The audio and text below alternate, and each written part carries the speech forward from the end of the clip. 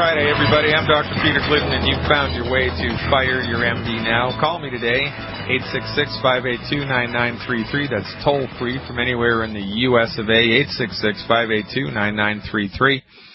And check me out on the World Wide Web at fireyourmdnow.com. That number one more time, 866-582-9933. A shout out to everybody in Cincinnati, Ohio. We had a great event last night.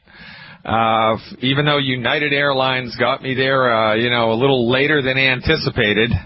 Let me say that one more time. United got me there a little later than anticipated.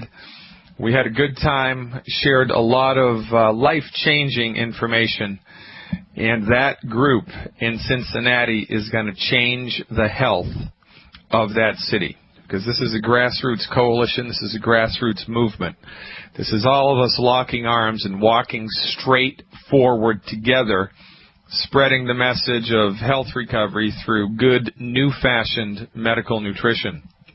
Now, I always say on this show, and I will continue to always say on this show, that medical doctors are juvenile in their perception and their understanding of even basic physiology of the human body. Their perspective on medicine, their training on medicine, their philosophical understanding, which informs all of their thought process regarding to medicine, is lopsided and colorblind. They're like colorblind art critics. We're going to talk about specifically today kidney stones, and I'm going to walk you through this point by point to kind of help you understand what I'm talking about here when I refer to allopathic MDs as colorblind art critics. All right? So the information that I'm about to share with you, I pulled directly off of medicinenet.com, medicinenet.com, right? It says that we bring doctors' knowledge to you. And it's one of these websites that has all this information about health conditions, right? So you type in kidney stones, and here's what comes up. Kidney stones form when there is a decrease in urine volume and or an excess of stone-forming substances in the urine. Well, what the heck does that mean? Stone-forming substances in the urine? Well, yeah, I guess you could say that that's what causes a kidney stone to happen. The most common type of kidney stone is calcium, calcium oxalate, or calcium phosphate. About 75% of kidney stones are calcium stones, and that's correct. Now, they go on to say that dehydration from reduced fluid intake or strenuous exercise without adequate fluid replacement increases the risk of kidney stones. It does, but not so much from reduced fluid intake, because strenuous exercise decreases your nutrients, right? You have a nutrient tank in your body that's about a quarter of the way full. There are 90 essential nutrients that your body needs to have. It's like a tank in your body that needs to be filled to the brim every day. But you are lucky if you get 30% of your nutrient, of the minerals and vitamins that need to be in that tank. You're lucky if it's 30% full from the stuff that you eat as you go through your day. Now, when you exercise, the exercise burns through what little nutrients you have, and then you develop a nutrient deficiency, and I'm going to tell you why that is, in fact, the root cause of calcium stones. So they're correct that it is exercise that can be related to the formation of kidney stones, but they don't tell you why, and they're completely in the dark about it. All right? Now, here's a very interesting thing that they go on to say, and this is just, even a high school English major could figure this one out. Kidney stones can also result from infection in the urinary tract. When this happens, these are known as infection stones. Well, what the heck does that mean? What that means is the presence of the stone. Stones have a little jagged edge, and the jagged edge of the stone can damage tissue and cause an infection. It's not like you have an infection and then that causes a kidney stone. They got that one completely backwards. Now, here's where it gets very interesting. They say that hypercalciuria, that's high calcium in the urine, an inherited condition, causes stones in more than half the cases. Well, they're correct that it's high calcium levels in the urine, but it ain't inherited. That is a leap.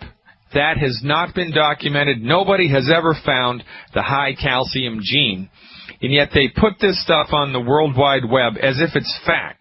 They lay it out there as if it's fact and they're knuckleheads because of it. Somebody should hold their feet to the fire. They go on to say that in this condition, too much calcium is absorbed from food, I don't think so, and excreted into the urine, where it may form calcium phosphate or calcium oxalate stones. Well, it may form? You just told me that it was caused by high calcium on the one hand, and then in the very next sentence you're telling me it may form a calcium stone if you're absorbing too much calcium from your food. What they should say is it does form calcium stones, but they don't, because they're hedging their bets, because they're just assuming that this is happening, but the uneducated person reading this would miss that completely. These people should have their internet license yanked. Other conditions associated with an increased risk of kidney stones include hyperparathyroidism. Well, this is where they got it right. Kidney diseases such as renal tubular acidosis, blah, blah, blah, and other inherited conditions. Inherited conditions. I don't think so. Whenever a medical professional tells you that your condition is genetic, that's code for I have no idea what's causing this problem. I don't want to look stupid. And when somebody tells you that your condition is genetic, I want you to take a breath, take 2 steps closer to the doctor and say, really? It's genetic? I'm paying you about $1,000 an hour by my calculations. I want you to tell me which gene is it. Which gene is it, doctor? They won't be able to tell you. And then they'll huff and puff and obfuscate and back up and say, well, we believe it's genetic.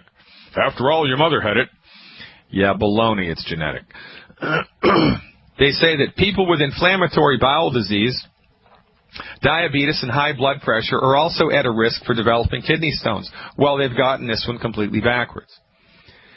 Because with diabetes and high blood pressure, those are nutrient deficiency diseases. And it's interesting with high blood pressure, because one of the main causes of high blood pressure is not enough calcium and not enough magnesium, which is the same cause of kidney stones, not enough calcium. So it's not like because you have high blood pressure, you're at greater risk to have a kidney stone. It's the process that causes high blood pressure is also causing the kidney stone. It's 2 arms of the same octopus. And the thing about inflammatory bowel disease is if you have inflammatory bowel disease, the main cause of inflammatory bowel disease is the consistent consumption of the 10 bad foods. If you eat the foods that we have identified as bad for you, one of the things that is probably going to happen is damage, well, one of the things that is going to happen is damage to the intestinal tract. And if that damage reaches a certain point, you're going to get inflammatory bowel disease, celiac disease, Crohn's disease, or ulcerative colitis. These are all just variations on the theme of the damage to the intestinal tract. But again, the MDs miss this.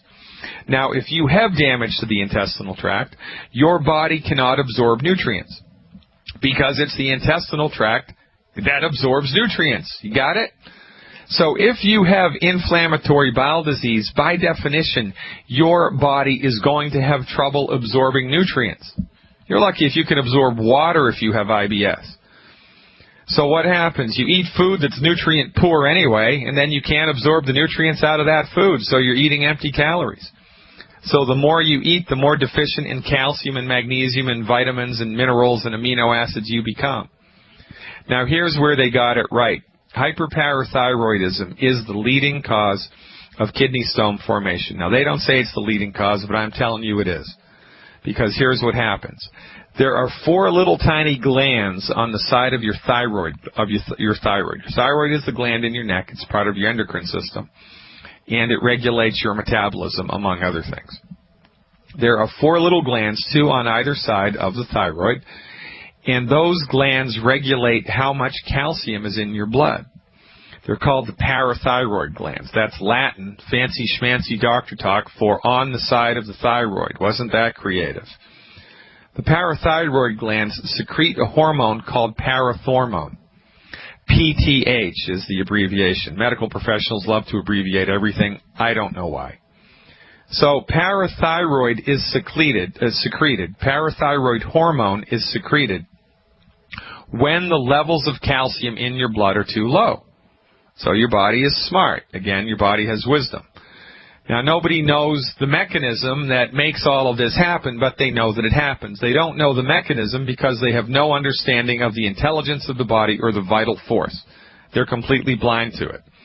But in any event, in this argument, this is irrelevant, because what happens is, when you're eating food that is low in calcium, when you're consuming wheat, barley, rye, and oats, which effectively destroys your body's ability to absorb what little calcium there is in your food anyway, or all of the other 89 nutrients that you need, your calcium levels reach a precipitous level of lowness, and your body's wisdom knows this. So the parathyroids kick in and secrete parathyroid hormone, which extracts calcium from your bones and from your mineral stores, wherever that happens to be in your body. Now, the body doesn't have everything dialed in. The body has wisdom, but the body is not perfect. For example, if you drop a rock on your foot, the body creates swelling in order to facilitate the healing process. But unless you put ice on the swelling can become a runaway train. And after a certain point, when the swelling becomes a runaway train, it's no longer beneficial to the body. It no longer increases healing. It decreases healing, which is why you need to ice trauma. You need to put ice on traumas to knock the swelling down. Well, the same thing happens in your parathyroid glands. When you're deficient in calcium every day of the week for months out of the year, after a time, the parathyroid gland says, screw it, and it releases all of its parathormone all of the time, which causes massive amounts of calcium to be flooded into your bloodstream. And when you have massive amounts of calcium flooding into your bloodstream because of parathyroid hormone secretion, that's what gums up your kidneys. That's what causes kidney stones. It is not too much calcium. It is not enough calcium. Not enough calcium. Not enough calcium. Your MD got it wrong again. Fire your MD now. Stop using their services. A little bit of knowledge is a bad thing, ladies and gentlemen. You know, it makes you think that you're a know-it-all, and when you really don't know anything at all. Perspective is everything. If we don't have the proper perspective on stuff, all of our conclusions are going to be faulty. All of our conclusions are going to have an beforehand a priori built-in bias. And this, regretfully, is the way that it is with most medical theories.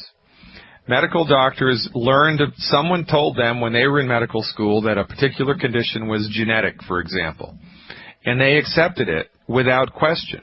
And even though that information was wrong, it perpetuates into the system, and then because of the inertia that's inherently, just a fact of life in the scientific community, old habits die hard even when they're wrong.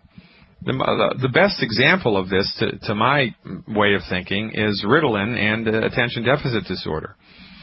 The guy that published the very first study that showed that there was, in fact, a positive relationship between kids who took Ritalin and, it helped their ADD, he was thrown in jail about a year after he published that because he falsified all the research. He made it all up. He made it all up. There was no relationship between Ritalin and ADD. There was none. He made it up. And yet, even though, it came out that his research was falsified, medical doctors continue to give Ritalin to kids who have ADD. There's inertia, right? And old habits die hard. It's hard to teach an old dog new tricks, which is why medicine, or science in general, and medicine specifically, advances one funeral at a time. Because the people in power are not going to give up their long-standing notion that, kidney stones are caused by too much calcium in the diet. Oh, if you take those calcium supplements, they're going to give you kidney stones. It's crazy. And when you confront people with new information like this, they back up, they get defensive, they lose all rational thought. All rational thought goes right out the window. And they're like a cornered badger. It is impossible talking to these people. And then they go back to their colleagues and their buddies and their professors and everybody else who practices the same type of nonsensical baloney that they do, and they feel justified and supported. You know, I'm sure all the Klansmen felt justified and supported in keeping an entire race of people underneath their thumb. It's exactly the same with the MDs. It is exactly the same with the MDs. They are completely enrolled in their own point of view. And every once in a while, their own point of view is correct, right? With surgery and with some infectious diseases, you know, your face gets ripped off in an automobile accident. They sew it back on, and hallelujah, it's a miracle. Your arm gets blown off in Iraq. They sew it back on. Hallelujah, it's a miracle. You get infectious pneumonia. You're 7 days away from death, and they give you an antibiotic, and it fixes it. Hallelujah, it's a miracle. Some of the stuff that they do is actually effective, but it's only a very small percentage of what they do. And by the way, if you are trying to get a laboratory rat to run a maze, when you reward the rat randomly, he runs the maze much more efficiently. When you reward the rat regularly, he becomes lazy and stops running the maze efficiently, right? It's the same way with our understanding of, our relationship with medical professionals. 1 out of 150 times, they actually do something good. And when they do something good, we all applaud and get up on the bandstands. Oh, aren't they great? And then the other 149 times when they fail us, we give them a pass because that one time they really did a great job. And oh, by the way, we got to give them a pass because, all that medical stuff, it's really sophisticated and complicated, and you have to be a genius to go to medical school. This is how we think. And it's nuts.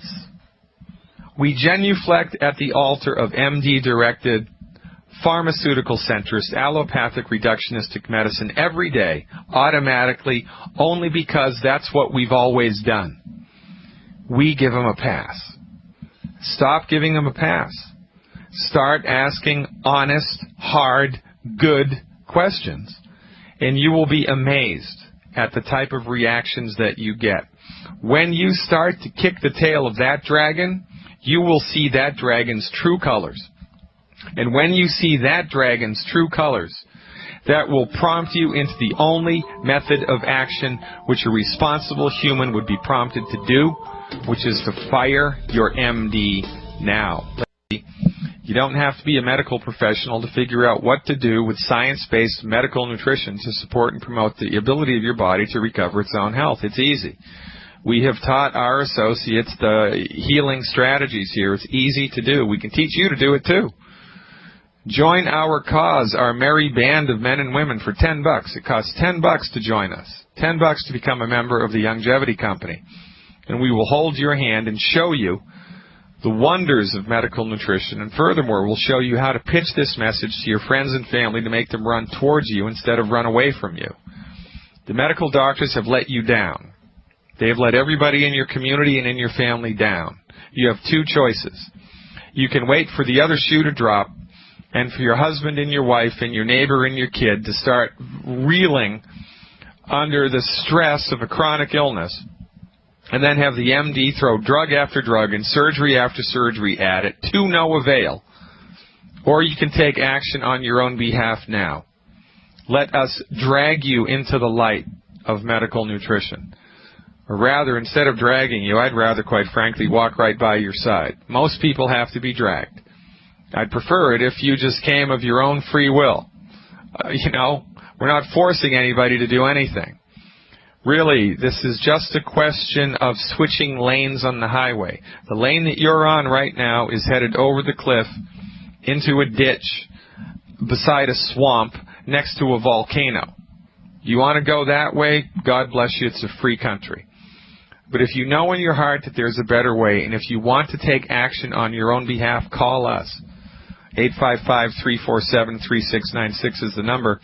That's 855-347-3696, 855-347-3696. And, of course, you can always visit us online at fireyourmdnow.com. Okay, so we're going to go right to the phones now with Mary calling from Oregon. Mary, you are live with Dr. Glidden. Thanks for calling. Hi, Dr. Glidden. I'm a longevity associate, and I have a question about my husband's pot belly. Oh, yeah. He can't see. He's on 2 healthy start packs, and we added sweeties. Yeah, that's a smart girl. We suspected that he was pre-diabetic, and according to blood pressure and blood sugar, he is. Yeah. Or was, because everything's come down quite a bit, but the pot belly won't leave. Okay, and we were wondering what we could add to it or take away from it. Well, how many pounds are we talking about? We've never weighed him, but I'm saying he's about 230. Yeah, and how tall is he? About 5'9". Well, so 50 years old. Yeah, he's about 40 pounds overweight. Mm-hmm. All right, so the first thing he needs to do, if he hasn't done it already, whenever you have a pot belly, is he needs to stop eating wheat, barley, rye, and oats. Have you done that? We did that. We're on the good food. I mean, religiously. For how long have you done that? Since the beginning of June. All right, so it's been about 2 months, right? Right. All right, since pursuing that diet and taking the nutritional supplements, has he lost any weight? Well, we don't even have a scale here, but he says he hasn't. His belt size hasn't changed. He's lost a little bit in his face, but not in his belly. All right, very good. So here's the deal. The only thing that makes people gain weight, whether it's in their butt, their hips, their thighs, or their belly, or their arms or their legs, is too many calories. That's the only thing. It's not genetic. It's got nothing to do with a pre-existing medical condition. It's all nonsense. There was nobody in Auschwitz that was overweight, right? Mm-hmm. The only thing that makes anybody gain weight is they eat too many calories. And the only thing that makes people eat too many calories is their bodies are nutritionally starved, and their body is calling on them to fill the nutritional tank, so they eat and they eat and they eat, but the food that they're eating is nutrient poor. So you'll eat 3,000 calories at Olive Garden, and 2 hours later you're hungry again, so you eat more.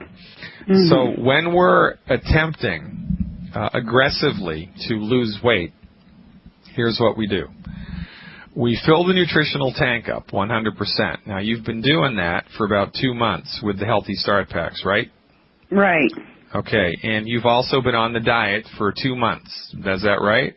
That's right. All right, and good. Our calorie intake has dropped dramatically because we're not that hungry. Okay, well, that's good. But so he's not like stuffing himself with things. He's eating maybe 4 ounces of meat. Yeah, I mean, no. Listen to me. Okay. I get what you're saying, and I'm with you 100%.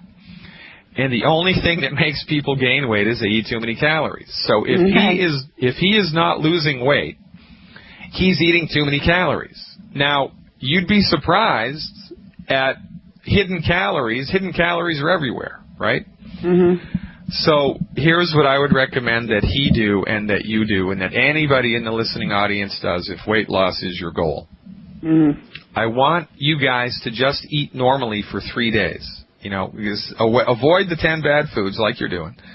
Continue to take your nutritional supplements like you're doing, and continue to eat the way that you've been eating for the last 8 weeks.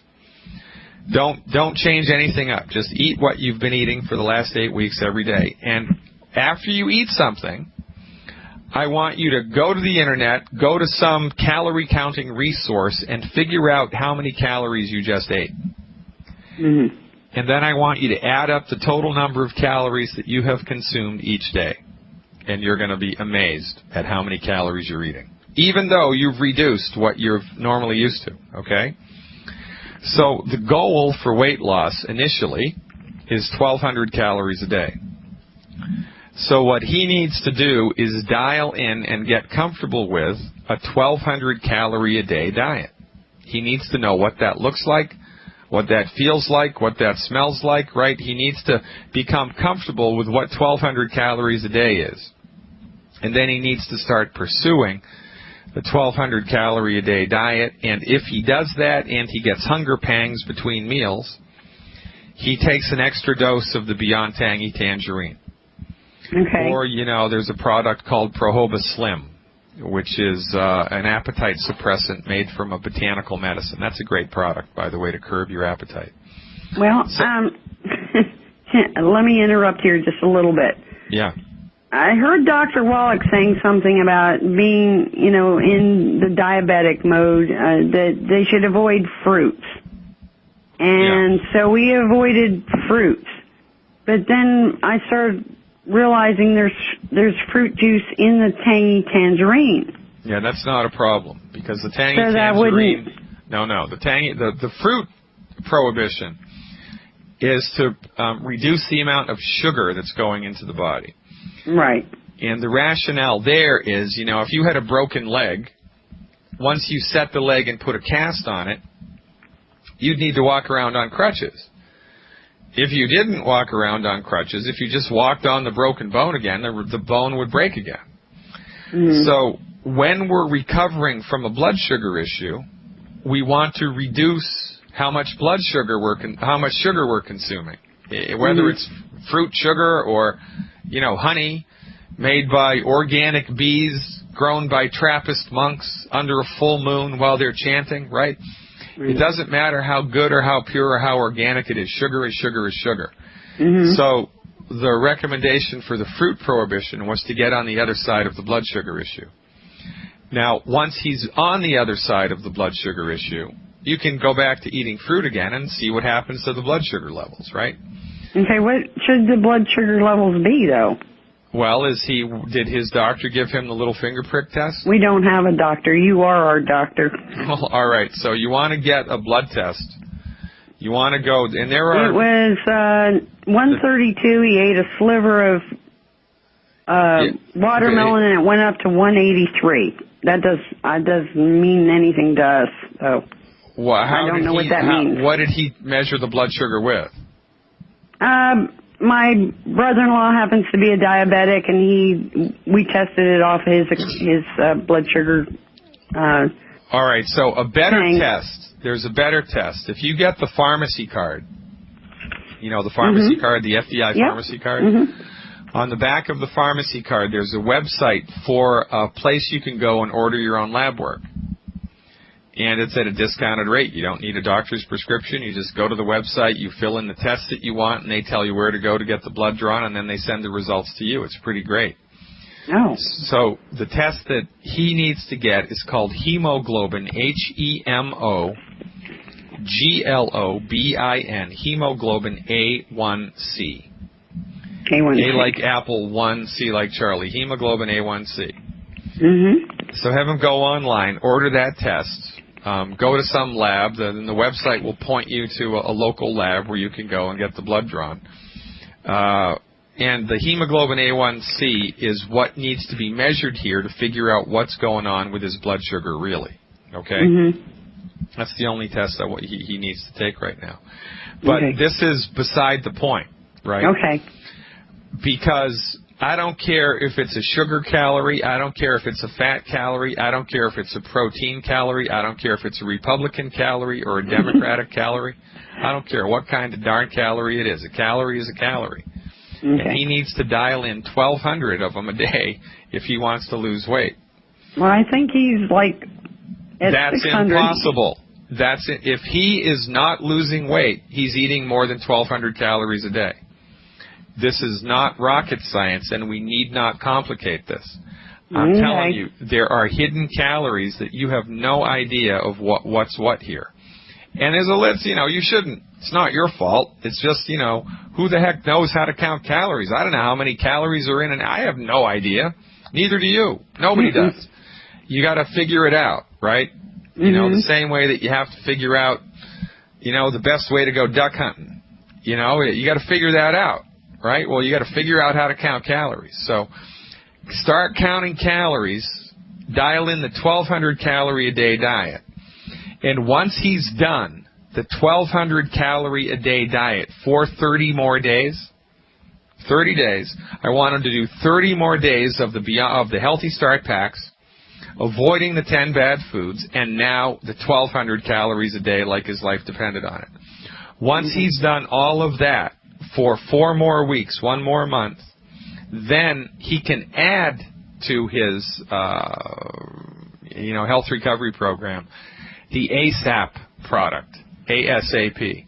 Mm-hmm. That's the brand new herbal product that Youngevity brought online. It stands for As Slim as Possible. Now, the ASAP people have a 2-week program and a 3-week program that they put you on, which accelerates dropping of fat. And I know I'm at least 100 people in the Youngevity community. Quite frankly, it's probably closer to 500 now, maybe even upwards of 1,000, who are losing a pound a day on that program. But when you lose weight aggressively like that, it puts stress on your body. So, he needs to kind of shore his system up with 1 more month of the Healthy Start packs and a 1,200 calorie a day diet. Now, if at the end of that month he's not happy with his weight loss, because he will lose weight when he dials in a 1,200 calorie a day diet, he can do the ASAP program, 2 weeks on, 3 weeks off, 2 weeks on, 3 weeks off, and then he will aggressively start to lose that pot belly, which is the goal. Talking to Corey from Alberta in Canada. Oh, Canada. Hello, Corey. You're live with Dr. Glidden. Hello, Dr. Glidden. How are you? I'm fantastic. All right. What's going on? I'm just phoning to give an update if I could. I haven't talked to you for a couple months, and you put me on a protocol. I wanted to see if I need to change it, add or remove anything. Oh, most excellent. Okay, very good. So what do you got? What did I tell you to do, and what happened? Okay, I'm on 2 Healthy Start packs, 12 selenium, 2 plant minerals, 6 HGH. So I have Vitalago, and 20 glucogel, and I had a shoulder injury, and I've re-injured it many times. But anyways, so that's feeling fantastic. Still not 100%, but 180 degrees from where it was. And now I have a bit of psoriasis on my elbow, so the Vitalago has improved a little bit, but not pretty much unchanged. I've seen some on my one arm; it's gotten a bit better. But the psoriasis on my left elbow, it's still hanging on there. But so I wonder if there's anything else I can do. Okay, so how long have you had psoriasis and vitiligo?